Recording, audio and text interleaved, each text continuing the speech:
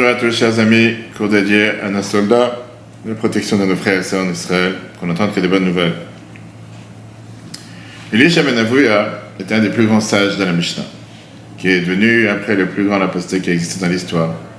Parce qu'il s'est rebellé, si on peut dire, contre la Torah, les mitzvot, à tel point que nos sages ont arrêté de l'appeler par son nom, ils l'ont appelé Acher, un autre. D'accord? Le fait que c'est quelqu'un qui a tout fait le contraire. Mais l'histoire ne se termine pas là. La Gemara nous dit comment un Shabbat il est parti après Rabbi Meir, son maître, pour écouter des paroles de Torah. Elisha, il était sur le cheval, comme ça il profanait Shabbat ouvertement. Et à un certain moment, il s'est arrêté et il a dit devant son élève qui était, c'est Rabbi Meir qui était l'élève d'Elisha, il a dit à son élève de s'arrêter. Pourquoi? Parce qu'on vient de dépasser le Troum Shabbat, qui sont les 2000 mètres, les 2000 coudées, les 1000 mètres, on ne peut pas aller après se promener Shabbat s'il n'y a pas d'habitation. Donc il a dit, écoute, maintenant toi tu ne peux plus continuer, moi je ne suis pas religieux, je peux, toi tu es religieux, tu ne peux pas. La Gemara nous montre, avec cette histoire, la complexité de la nature humaine. Elle te montre comment parfois il y en a certains qui vont essayer de vouloir juger ou rabaisser ce acher, cet autre, avec un aspect bizarre. Mais comment on se doit de lire et comprendre cette histoire? D'un côté, quelqu'un qui continue à enseigner des paroles de Torah, et de l'autre côté, que, si on veut dire, il se moque de ce qu'il est en train d'enseigner. Dans un des discours du Rabbi, le Rabbi te dit qu'on voit la Mishnah de Pirkei Avot, qui nous parle des deux sages, Maxime de nos pères, Elisha et son élève Rabbi Meir dans un autre domaine. Le Rabbi te dit qu'il faut relire l'histoire en rapport avec la biographie complexe de ces personnages. À Elisha ben Avuya a été dit la fameuse Mishnah. Celui qui apprend la Torah quand il est jeune, à quoi ça ressemble? À de l'encre écrite sur un nouveau papier. Celui qui apprend la Torah quand il est âgé, à quoi il ressemble? À de l'encre écrite sur un papier déjà effacé, usé. On avait dit ça, c'est l'aspect de la vie d'Elisha. Malgré qu'aux yeux de tous, il a soi-disant renié la tradition, tu ne veux pas effacer la Torah que tu as appris. Elle est gravée dans sa personnalité. L'expérience de Rabbi Meir nous montre aussi que Rabbi Meir nous a dit la fameuse phrase « Ne regarde pas la cruche, mais ce qu'il y a à l'intérieur ». Rabbi Meir ne voulait pas regarder l'aspect réel de son maître, qui était dur à accepter. Il s'est dit « Regarde ce qu'il a à l'intérieur ». Il a écouté les paroles de Torah qui remplissaient le cœur et le cerveau d'Elisha. Et ça nous montre comment le Rabbi, de toute sa vie, il n'a jamais laissé mis un X sur un juif en disant « Lui, il n'a plus aucune valeur, lui, il vaut rien ». Après la chassidoute, les histoires de la Torah, ce ne sont pas juste simples histoires, mais c'est des histoires qui viennent nous montrer comment on doit se comporter dans la vie de tous les jours, quel est le message qu'on comprend là tout ça. Et après ça, la Bible nous a appris comment on doit regarder avec un bon œil, pas seulement sur les gens qui se comportent bien à nos yeux, mais même les autres personnages à travers toute l'histoire du peuple juif. Il y en a qui disent que les gens, ils ont tendance à juger les gens en fonction de leurs actions ou en fonction de leurs pensées. La Bible nous donne ici une approche totalement différente. La Bible te dit qu'il faut totalement désamorcer ou déshabiller, si tu veux, l'aspect qui te paraît totalement erroné, même ceux qui te paraissent à tes yeux comme les plus grandes mauvaises personnes, quelqu'un qui ne va pas faire les mitzvot les plus simples, et que traditionnellement, on va dire, c'est pas politiquement correct de les soutenir, mais à travers ces beaux yeux du Rabbi, on voit comment parfois le fait justement d'être en bon terme vers eux, ils peuvent revenir sur le droit chemin, sur le chemin de la Torah. Commençons avec la paracha de cette semaine, justement, qui est la paracha de Bereshit. On a parlé ça longuement dans le cours de lundi soir. Comment contrôler nos esprits. Comment Adam, il a pu 3 heures après qu'il est né, faire la plus grosse erreur qui a causé des dommages à toute l'humanité jusqu'à nos jours. Par exemple, comment la Torah te dit cette tragédie qui était la tragédie de l'arbre de la connaissance, alors que Dieu lui avait demandé à une seule chose, de ne pas toucher à cet arbre, à ce fruit.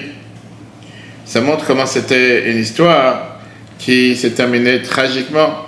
L'homme qui est né le premier dans l'humanité par les mains de Dieu, c'était, si on peut dire, celui qui était le meilleur des meilleurs. Il a été placé au paradis avec le serpent. Que le serpent vient refléter ce qui nous emmène parfois à aller vers nos tendances, nos habitudes. Et c'était pas vraiment intéressant de cette cohabitation entre les deux. Dieu, il a créé l'humain dans le monde et il a donné un rôle. Il veut que l'homme, il ait le libre arbitre, qu'il choisisse volontairement comment il peut s'attacher à Dieu, comment il peut être proche de Dieu. La Kabbale nous dit comment Dieu il s'est contrasté dans ce monde. Il s'est mis de côté pour laisser la place au monde, pour laisser l'homme exister et laisser l'homme choisir de faire ce qu'il a envie. Nous, on a le devoir de faire la volonté de Dieu. sans forcément se dire est-ce que je vais être tiré avec une ficelle pour me guider à chaque pas, ou réfléchir avec ma tête, de faire les bonnes choses, ce que je dois faire. Est-ce que je vais réussir à relever le défi? Est-ce que je vais réussir? Et tout dépend du choix d'Adam Arishon. C'est pour ça que c'est important de comprendre qu'est-ce qui s'est passé. Qu'est-ce qu'étaient les efforts qu'a fait ce premier le serpent? Il a mis des énormes efforts pour un seul but, de déranger, merci beaucoup, de déranger l'humain, de le faire tomber. Le serpent, il était là pour le faire tomber, pour l'empêcher de faire ce que Dieu lui a demandé. Ça, c'est le but pourquoi il a été créé. Et on peut s'imaginer combien d'efforts il a fait pour faire réussir dans sa mission. La Gemara nous raconte les détails de ce qui s'est passé ce jour-là, vendredi, jour de la création de l'homme. Chaque heure de la journée, l'humanité a été développée avec un pas. À la 9e heure, depuis le début de la journée, Adam a eu l'interdiction de manger du fruit de l'arbre de la connaissance. On a expliqué longuement dans le cours de lundi soir, qu'on peut voir sur Torah.fr, qu'est-ce qu'il y avait de mal dans ce fruit. Et après 1 heure de temps, il a fauté, il a transgressé l'interdiction. Ça peut durer plus d'1 heure. Après, il y aurait encore la nature humaine. Et quand, d'après ça, on voit comment est la faiblesse de l'humain, qui n'est pas capable de te retenir même 1 seule heure pour pouvoir ne pas transgresser la volonté de Dieu. Mais si on élargit et on prend en compte tout ce qui s'est passé, on va voir comme quoi l'homme, justement, a montré des forces surhumaines. Pendant 1 heure, il a réussi à se contrôler. Rabbi te demande la question, comment l'humain, comment Adam a pu fauter si rapidement possible? C'est pas une question, Rabbi te dit cette question. Parce que cette question te dit le contraire. Regardons le positif, comment il a réussi pendant tellement longtemps à surmonter les difficultés qui lui étaient posées. Cette histoire que la Torah te raconte d'Adam, c'est pas pour te montrer la faiblesse de l'homme. Au contraire, pour te montrer comment tu peux parfois être têtu et avoir cet entêtement de pouvoir vivre comme Dieu il attend de toi dans un monde matériel, malgré les difficultés, quand tu vois pas la divinité, tu vois pas Dieu. Et ça nous apprend comment chacun d'entre nous on doit se dire, notre but c'est de faire répandre le bien dans le monde. Comme la Bible a toujours dit que tous ceux qui nous haïssent, et tous ces ennemis, tous ces barbares, tous ces cruels qu'on a vu encore cette semaine en Israël, ils répandent tellement de haine et tellement de cruauté, on doit répondre par l'amour en aimant notre juif, en faisant du bien envers un autre. C'est un rôle qui n'est pas facile. On a eu très peu de visages et d'images dans le Chumash qui sont montrés comme aspect négatif. Un de ceux qui est montré avec un doigt négatif, c'est Esav, le frère de Yaakov. Il est montré comme un tueur, barbare, comme quelqu'un qui cherche seulement à remplir ses plaisirs et ses fantasmes. Et aujourd'hui, il est choisi comme l'Empire Rome dans la vieille ville, qui peut être comme les différentes croyances qui ont existé au Moyen-Âge. Le rapport à Esav, si on peut dire à travers tous les temps, était de pouvoir rabaisser, humilier le peuple juif, la vie spirituelle.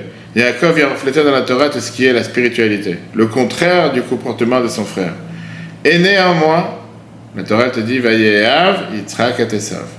Yitzhak, on verra ça dans quelques semaines, Yitzhak a aimé Esav plutôt que Yaakov. Comment tu comprends une chose pareille? Yitzhak n'a pas vu qui est ce Esav. Il n'a pas vu qui est cette mauvaise personne, qu'il était tellement aveugle. Avec cette approche positive, le Rabbi vient de dévoiler qui était Esav et qui était son âme. D'après le Rabbi, Esav et Yaakov te montrent 2 approches différentes en spiritualité. Yaakov, il est considéré Ishtam Yeshavalim, un homme simple qui est assis dans les tentes, quelqu'un qui sait apprendre, montre la spiritualité, qui se focalise sur le monde futur. Esav, c'est quelqu'un, un chasseur. Lui, il était le représentant de ceux qui n'ont pas peur d'aller vers le défi et d'aller vers l'endroit où tu vas être le plus en défi possible pour essayer de trouver les sources spirituelles qui se cachent à l'intérieur. Yitzhak, malgré qu'il savait très bien qui était Yaakov. Il savait très bien que Yaakov était focalisé dans l'aspect spirituel du monde. Il pensait que le rôle d'Esav, c'est ce qui est adapté le plus à l'humanité.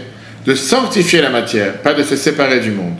Le chemin d'Esav, c'était un chemin qui lui demandait d'aller voir les endroits dangereux.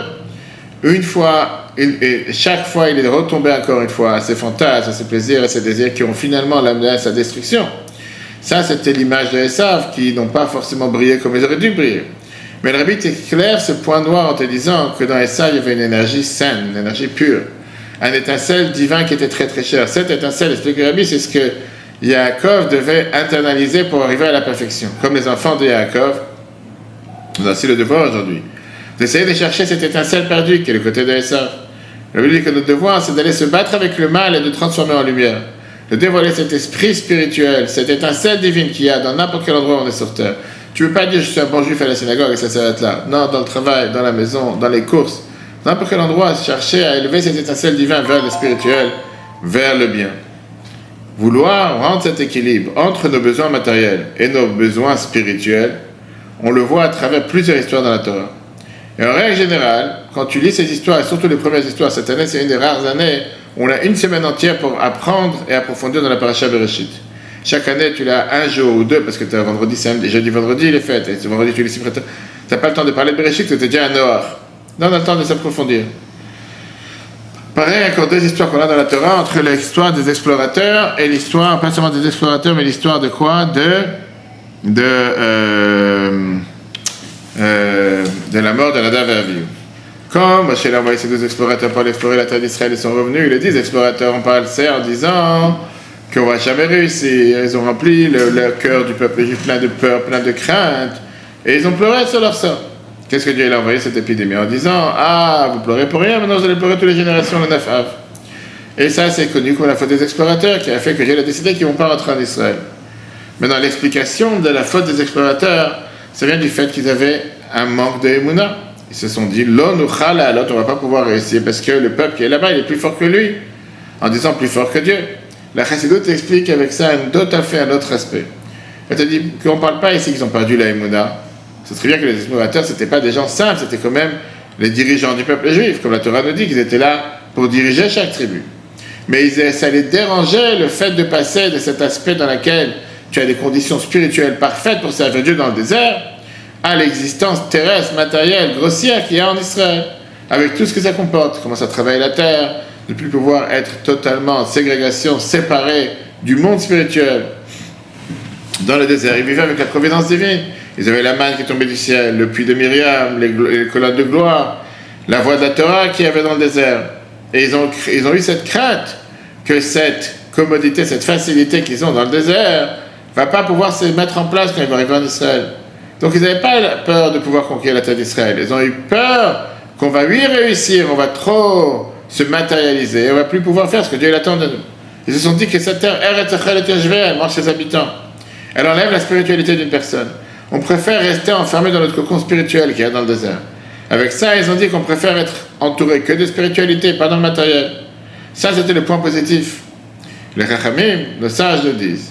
Que quand les explorateurs se sont comportés d'une manière pareille, ils ont perdu leur partie dans le monde futur à cause de la gravité de leur faute. Même ça, le rabbi te renverse et te dit qu'il faut regarder avec un œil positif. Ils n'ont pas une partie dans le monde futur, mais ils ont beaucoup plus que ça. Pourquoi plus que ça? Parce que les explorateurs, oui, ils ont fait une erreur. Oui, peut-être que dans leurs idées, c'était une bonne idée, mais le choix était un mauvais choix. Parce que la Torah dit, tu n'as pas le droit d'exploiter cette vie spirituelle comme un retranchement du monde, une séparation du monde, se séparer des défis du monde. Non. Le but de l'élévation spirituelle, pourquoi Dieu l'a envoyé des schémas dans un corps, c'est pour pouvoir s'élever spirituellement, pouvoir élever le monde à travers les choses matérielles.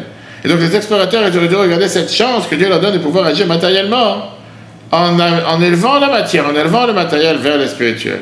La deuxième histoire, même chose, les enfants d'Aaron. Nadav et Avihu, deux enfants d'Aaron, le grand prêtre, la Torah nous dit qu'ils ont emmené des encens quand il ne fallait pas, dans le sein des saints, et la Torah, dans le Lévitique, te dit, un feu est sorti du ciel et les a consumés. La Torah, elle te dit, qu'est-ce qui a entraîné leur mort, mais elle ne te dit pas la cause.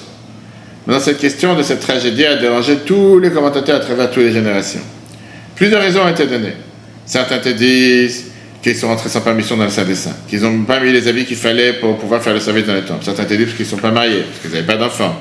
Certains te disent qu'ils sont rentrés dans le temple quand ils étaient sous. Ils ont amené des encens, pas dans leur heure de travail. Ils ont enseigné une halakha qu'il ne fallait pas devant leur maître. Ils ont agi d'eux-mêmes sans se conseiller. Ils ont vu le visage de Dieu. Tout ça vient te placer, si on peut dire, ces frères comme ceux qui cherchent à remplir leurs désirs égoïstes personnels. Ils se disent au final qu'ils ont été punis sur leur faute. Bien, le rabbi te dit ce qui est expliqué dans le Or HaChaim, que pour lui, les deux frères d'Aaron sont morts au contraire avec une mort élevée qui est spécialisée seulement pour les grandes âmes. Pourquoi? Parce que, bien sûr que tout ce qu'ils ont fait, ce que les Chachamim nous disent, c'est des choses qu'ils ont fait qui méritaient d'être punis et réprimandés. Mais ils venaient de la soif qu'ils avaient de pouvoir se rapprocher de Dieu. Quand le Rabbi te dit ça, Nadav et Avihu, ils sont morts parce qu'ils avaient une aspiration de vouloir se rapprocher de Dieu. Et ils étaient prêts à disparaître de ce monde juste pour se rapprocher de Dieu.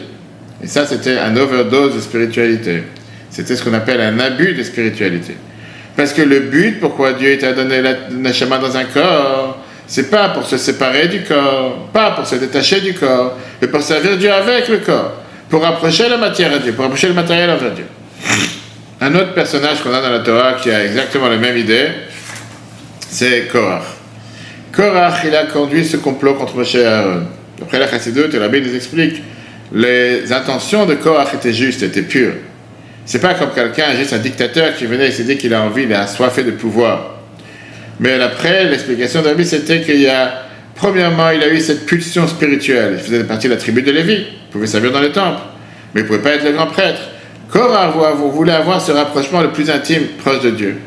Et donc, c'est pour ça qu'il s'est mis au défi que Dieu Moshe lui a dit. Il a pris cette pelle pour amener cet encens. Malgré qu'il savait que ça allait être catastrophique pour lui. C'est ce qui s'est passé, parce que Dieu ne pouvait pas accepter d'avoir deux grands prêtres. Maintenant, les motifs de Korach, c'était des motifs sociaux authentiques, c'est-à-dire il voulait une situation idéale, il était très socialiste. Il voulait une situation idéale dans laquelle tout le monde est égaux spirituellement. Il a vu ce qui allait se passer quand Mashiach va venir, on t'a dit que le monde entier va être plein de la connaissance de Dieu, quand la prophétie de Ishaïa. Et donc il a fait cette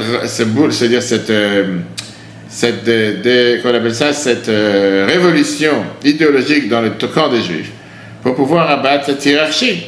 Il s'est dit en disant, Mashiach, tout le monde est saint, pourquoi vous êtes différents?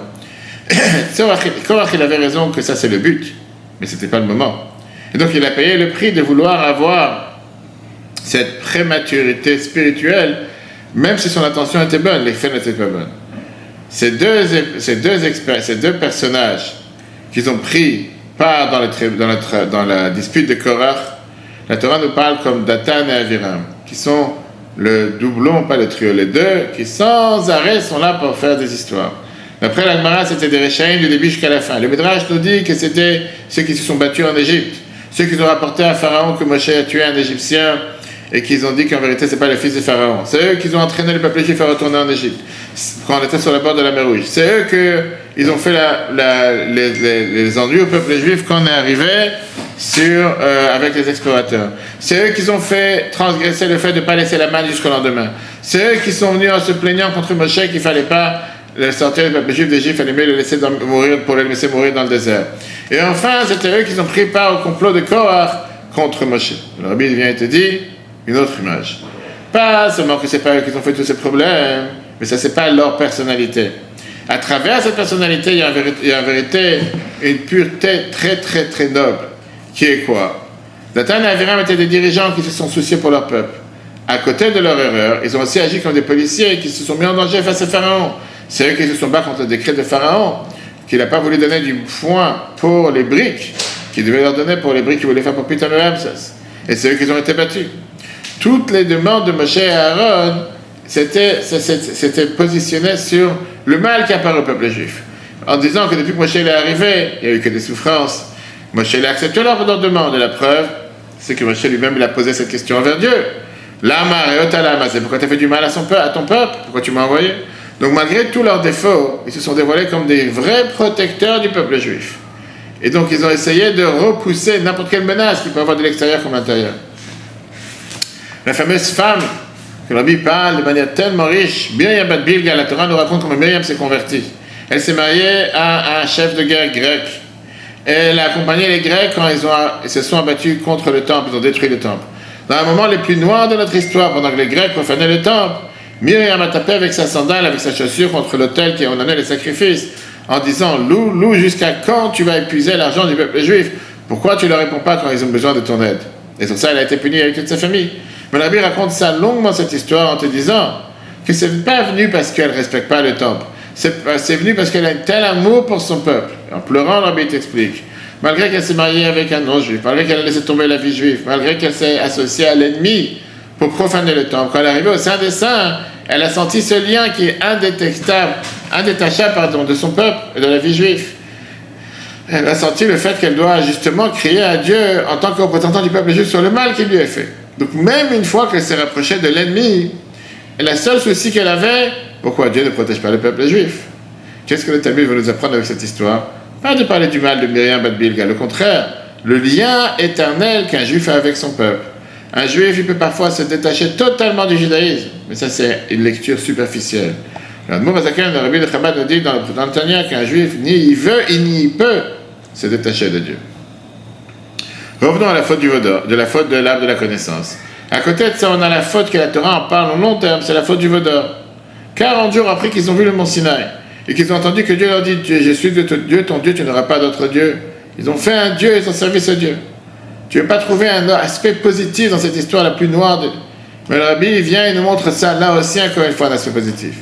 En regardant les détails de ce qui s'est passé avec le Vaudor, il vient te dire que le peuple juif ne cherchait pas à avoir une idolâtrie, un autre Dieu. Il cherchait un dirigeant spirituel qui leur montre comment servir Dieu. Et ça, on le voit dans le verset que la Torah dit, Vayaraham, le peuple a vu qu'il bochèche Moshe, que Moshe il a attardé pour descendre de la montagne. Et Aaron, il les a rapprochés, ils se sont rapprochés d'Aaron en disant, viens, fais-nous un Dieu. Pourquoi on dit Elohim? Elohim, ça peut paraître parfois un Dieu matériel ou une existence spirituelle quelconque. Le peuple juif, ils ont dit à Moshe, ils ont dit à Aaron, on a besoin d'avoir un représentant qui remplace Moshe parce que d'après Moshe a disparu.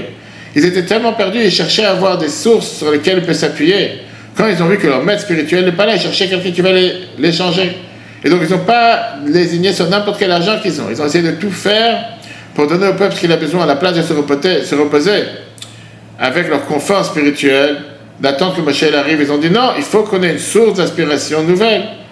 Maintenant, le Rabbi n'est pas en train de te donner une légitimation à la faute du Vaudor que Dieu nous en préserve. Ça, c'était interdit, ils n'auraient pas dû le faire et c'était les plus graves fautes. Mais il te montre l'étincelle divine qui est cachée dans chaque juif. Avec ça, on va terminer avec Moshe. La Torah te fait, on a vu ça la semaine dernière dans la Vezot Abracha, une très courte éloge sur Moshe. Il n'y a pas eu un prophète qui était en train de parler à Dieu face à comme Moshe, face à face. Tous les miracles qu'il a fait, etc., etc. Et Rashi te dit, quels les derniers mots que Rashi emploie? Moshe est descendu du table de la loi, il est descendu avec les tables de la loi, il a vu la faute du Vaudor, il a cassé les tables de la loi. Et Dieu il lui dit, bravo de les avoir cassées. Ça, c'est comme ça que tu as mis toute la Torah dans Rashi. Il lui dit, comment c'est possible une chose pareille? Alors qu'il a compris que son peuple a fait quelque chose de mal, que c'était la fin du peuple juif, il savait que c'est le contraire de ce que Dieu lui a demandé de faire. Moshe il a décidé de sauver son peuple par ça qu'il n'en donne pas les tables de la loi. Automatiquement, il n'y a plus de contrat de mariage, il n'y a plus de contrat de mariage, il n'y a pas de divorce à faire. Quand Moshe il avait le choix de choisir entre sauver le peuple juif ou sauver la Torah, il a décidé de sauver son peuple. Parce que pour un dirigeant juif qui aime le peuple, la Torah plus que la vie, c'était la plus grande démonstration d'amour sans condition. Grâce à cet amour, Moshe a montré comme quoi la Torah, elle est gravée à l'intérieur de chacun d'entre nous. Et c'est pour ça que la Torah termine avec cette phrase en tant que louange à Moshe, pour nous apprendre que le meilleur moyen d'aimer le Dieu, c'est aimer le peuple juif. À tel point que la Gemara, elle fixe, elle te dit que Dieu était d'accord avec Moshe, et il a même donné des louanges en disant bravo de les avoir brisés. Alors dans le monde dans lequel on vit, parfois tu as des personnes qui essaient d'être soumis à toutes différentes notions qui n'ont aucune valeur. Moshe il a cherché en disant qu'il n'y a pas de raison de choisir l'un ou l'autre. Puisque le meilleur moyen d'aimer Dieu, c'est par aimer ses enfants. Ça, c'est la grandeur de Moshe. Et ça, c'est la grandeur de la Torah, que la Torah, elle n'est pas prête à pardonner sur aucun juif. Une neshama, c'est une parcelle divine. Et ça, c'est la base avec laquelle on veut nous enseigner comment on doit regarder chaque juif, à travers toute l'histoire. Ne pas arrêter de voir le point positif de chaque juif, particulièrement, encore une fois, nos soldats, nos frères et sœurs en Israël. Malgré toutes les difficultés, le peuple juif a su surmonter toutes les difficultés à travers 3500 ans d'histoire. Et si Dieu veut, on va les surmonter cette fois-ci aussi. Que Dieu fasse qu'il soit protégé, qu'on puisse entendre que des bonnes nouvelles, partager que des bonnes nouvelles. Continuons à avancer dans la Torah et les mitzvot. Rajoutons dans la tzaka, rajoutons dans les tefilin, rajoutons dans les bougies de Shabbat, dont le Bet Rabat, pour donner des tefilin aux soldats à la mission Solidarité Israël sur Chabad77.org.